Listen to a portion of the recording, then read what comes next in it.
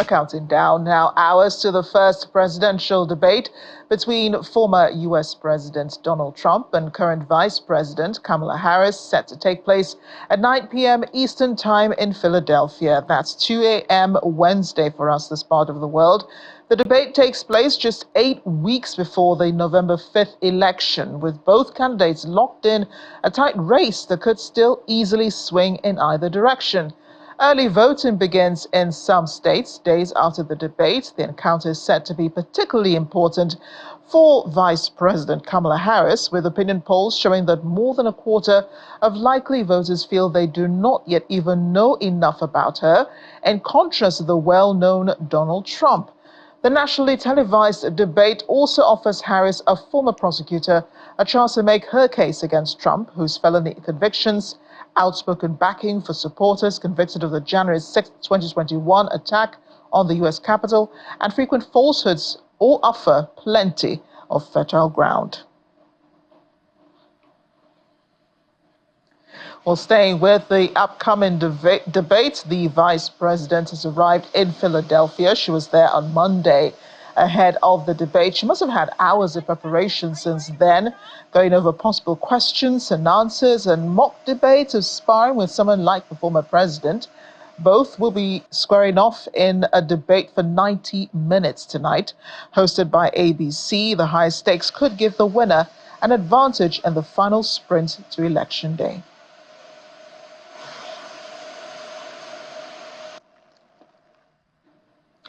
And for many Americans, the debate brings some excitement for the vice president.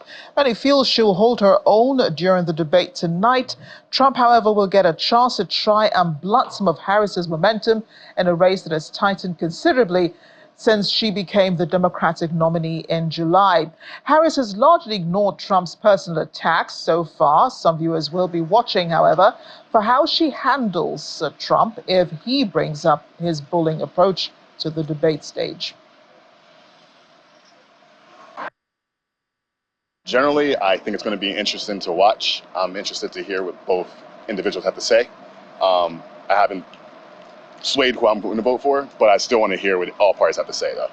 I'm just really excited to hear what Kamala Harris has to say.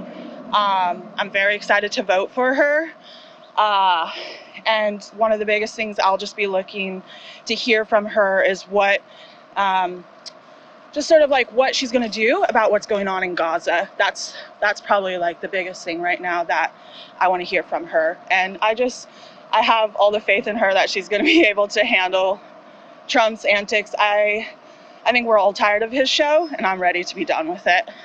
And especially Trump, I've seen in the Oval Office, and I don't want him back. But for an entertainment perspective, it makes for a more entertaining debate when he's allowed to run his mouth off as much as possible. Well, I'm so excited for the debate in Philly. This is where I live and work, so I love it so much. And it's split 50-50. This debate is really tight, and they're both very strong candidates. But I am so over the nastiness of Trump and everything. I'm just looking forward to Harris's view on creating more peace. I'm a victim of gun violence, so I stand for all what she has to say on that topic of gun violence and violence in general. We have a Republican Party that's put up an attempted couist. We have a Democratic Party that currently has a president that has no ability to form a coherent thought. And that's what we're talking about for a debate, entertainment. That's where we are as a country, in my opinion. Cross-section of Philadelphia residents on the debate tonight. In the meantime, Trump supporters began rallying ahead of the debate this evening on Saturday. A Trump-themed Texas burger joint was buzzing with confident supporters. Trump Burger opened in Belleville, Texas, a small town about 1 hour north of Houston, in 2020, now shortly after Trump lost the election to President Joe Biden. Before squirting mustard and ketchup on his burger with the word Trump toasted on the bun, 44-year-old Chris Gammon, an HVAC technician from Magnolia, Texas, predicted Trump will outperform Harris. Along with the Trump burger, Trump Tower, and First Lady chicken sandwich are up on the menu. Trump burger manager Omer Subi said the restaurant has one notorious, rarely ordered menu item. The burger joint also sells Trump merchandise, including T-shirts depicting the attempted assassination of the former president and hats reading Trump 2024, The Revenge Tour.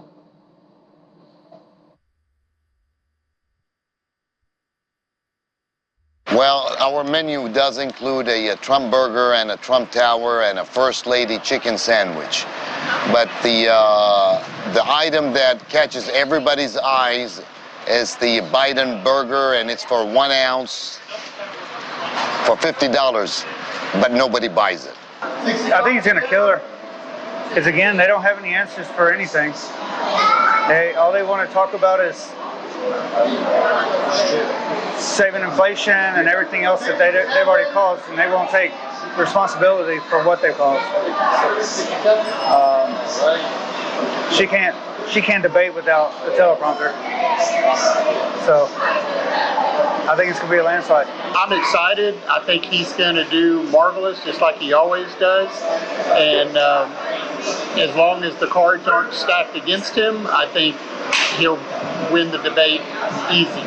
I'll be watching the debate, and what I expect out of Trump is basically what he's been doing for free America. I need my gas prices back down, what I call normal, because they're awful high now. We need to stop all the illegals at the border. It's crazy. Way too many people coming in this country. We don't even know who they are. Well, the rest of the world will be watching for the debate tonight, except the Russian President Vladimir Putin, who says his citizens must also do the same. They should not be watching the debates tonight. According to Kremlin spokesperson Dmitry Peskov, the debate is the business of American voters. The White House has said last week that Russian President Vladimir Putin should stop commenting on the U.S. elections after the Kremlin leader said in an apparent tongue-in-cheek remark that he wanted Harris to win and referred to her infectious laughter.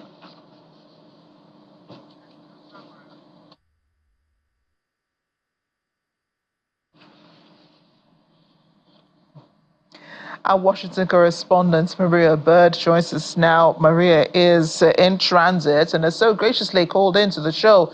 Maria, the Russian president will not be watching the debate tonight, but he wants all Russians also not to watch the debate. Aren't there American citizens in Russia who will probably be voting early in the November election?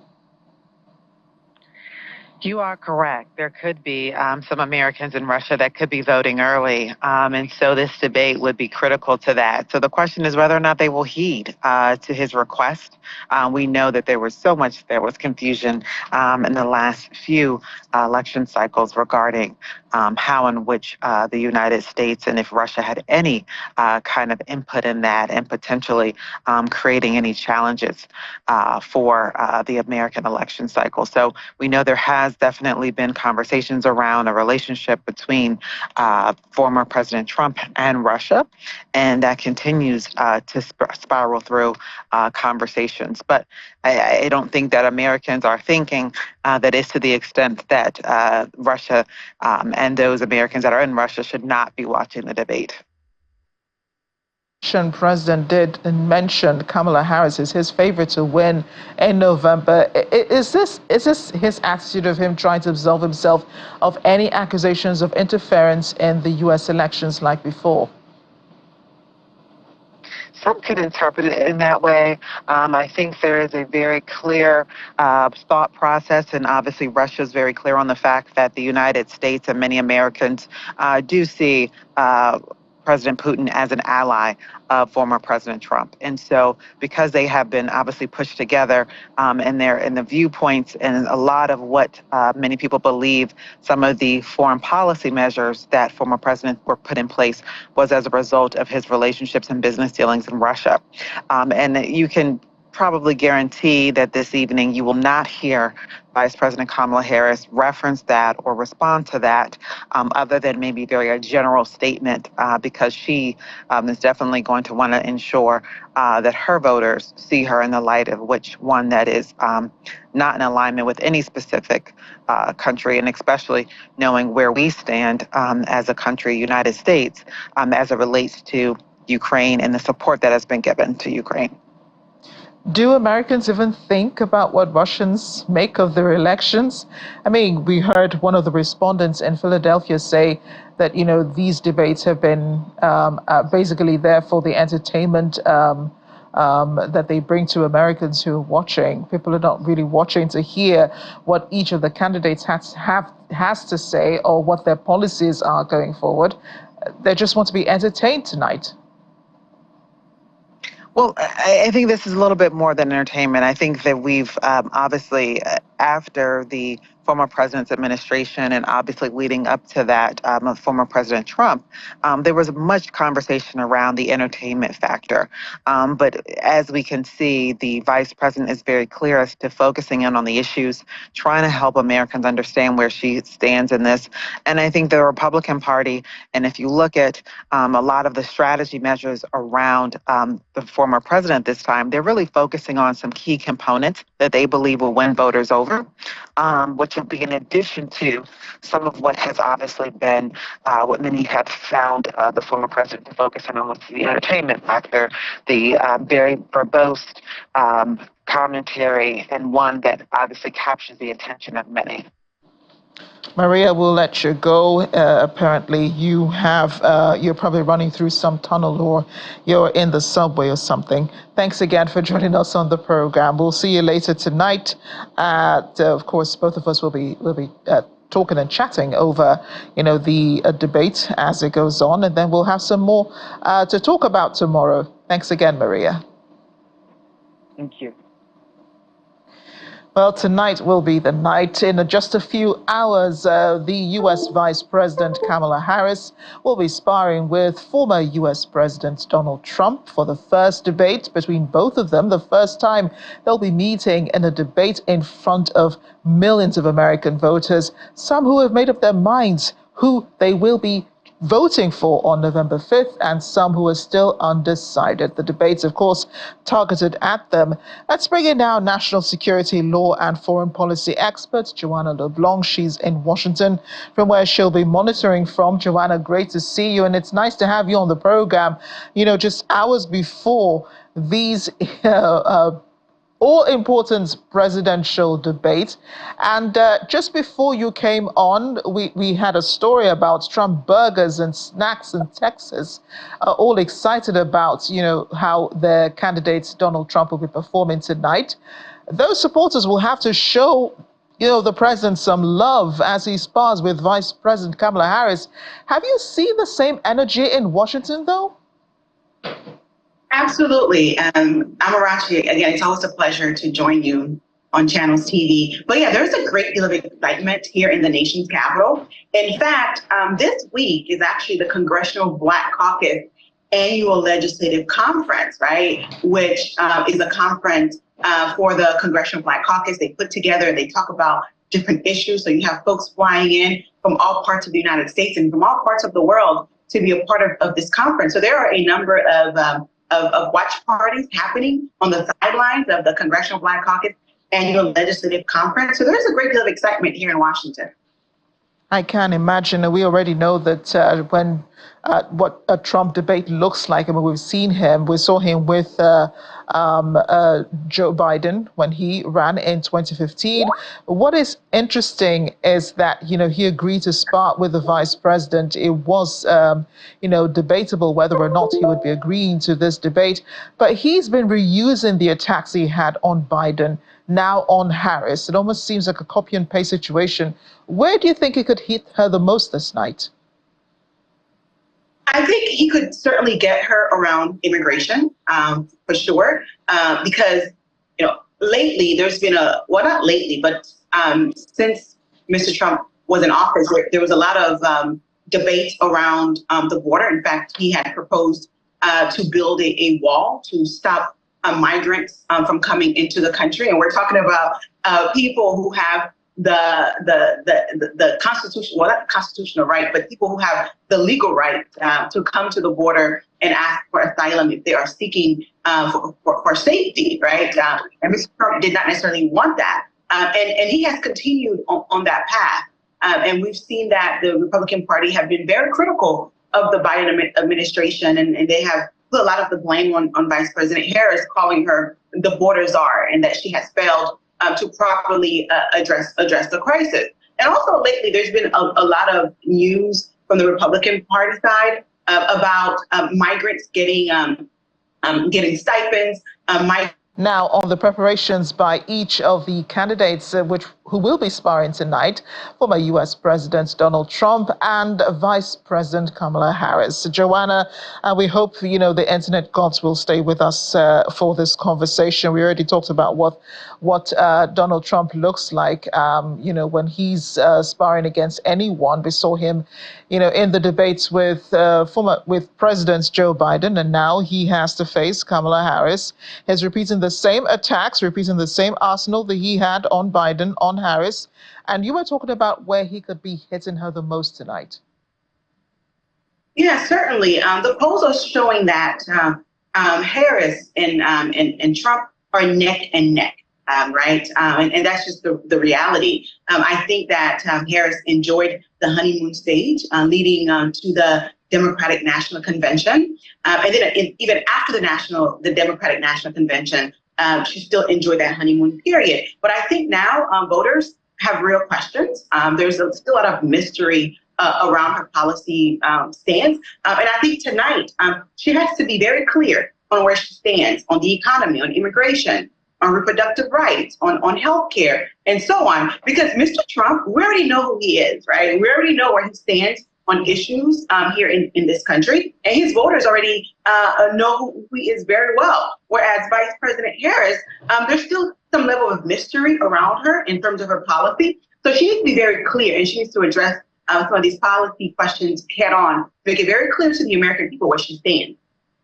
So people are expecting a lot of unraveling tonight on the part of the Vice President, Kamala Harris. And as you rightly point out, people really don't know her. They know her pedigree. They know that she has, a strong foundation in law. They know she was Attorney General for the state of California and all of that. But then they do criticize, some of the policies that she's made, some of the policies she has supported on her journey to the White House. So how could she convince these voters that, she really does want the best for them? I think that tonight, Vice President Harris has to be very clear. There can't be, Vice President can't be in the middle. She has to be very clear. Where does she stand on the immigration issue? We know migration in particular is going to be a topic that Mr. Trump is going to address. Lately, the Republican Party, and I must admit this, they've done a really good job at dividing and conquer. They have done a really good job at telling the American people, hey, the Biden administration is allowing these migrants to come into your country to take resources you don't have, right? But yet you are unemployed. You don't have access to some of your basic necessities. And it's because the Biden administration is allowing migrants to come and take over the resources that really belong to you. So there's a lot of conversation around that. So I think Vice President Harris needs to be very clear on where she stands around immigration. And also when it comes to the economy is the number one issue for Americans right now. How is she going to bring jobs into America? What's her position regarding China and the manufacturing sector in China, many of the jobs that have gone overseas? Is she going to bring those jobs to America so that especially those who live in rural America can have access to some of those opportunities?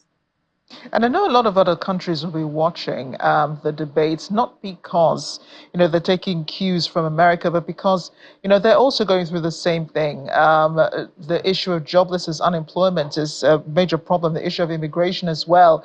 But I'm just wondering, if they will also be taking cues from America when it comes to race, gender, and experience of the political leaders. Will that be on the table tonight?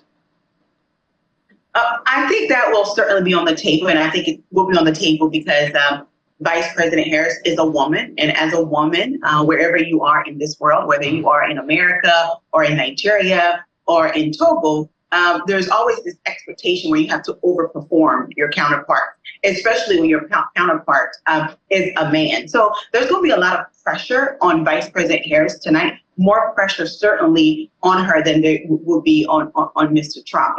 But I think that when you think about the grand scheme of things in the political system here in this country, I think the powers to be would like to see a woman president in this country, because I think it would send a good message to the rest of the world that America is indeed a very progressive country. I mean, America's never had a woman president. I mean, you look at countries like Tanzania, you look at Malawi. Malawi had a female president in the past. Tanzania currently has a woman president.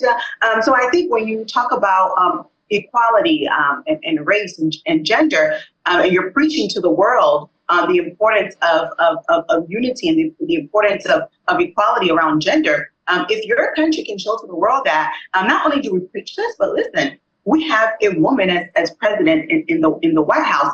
So I think the powers to be want to share that message to the rest of the world, because the United States want to maintain as a superpower in leading the world towards equality and justice and so on.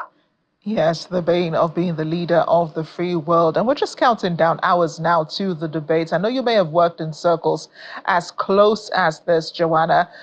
The rest of the world will also be watching. How well are these debates usually a good tell of who becomes president? And I ask this question because I remember when former President Barack Obama was sparring with Mitt Romney back in 2012. I mean, he had only agreed to a debate, I think, probably the third debate or so. So how well do Americans really look forward? How well do they use these debates as, an indicator of who exactly would become president? At that time, people, Obama faced, greater issues than the current president, Joe Biden, is facing now, and Vice President Kamala Harris has to convince people on.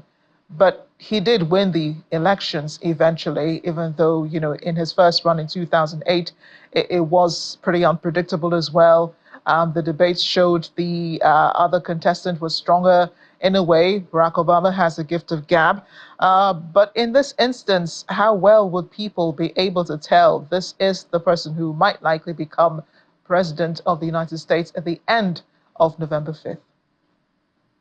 I think what's interesting is that before President Trump entered the political arena, there was not a great deal of excitement around some of these debates.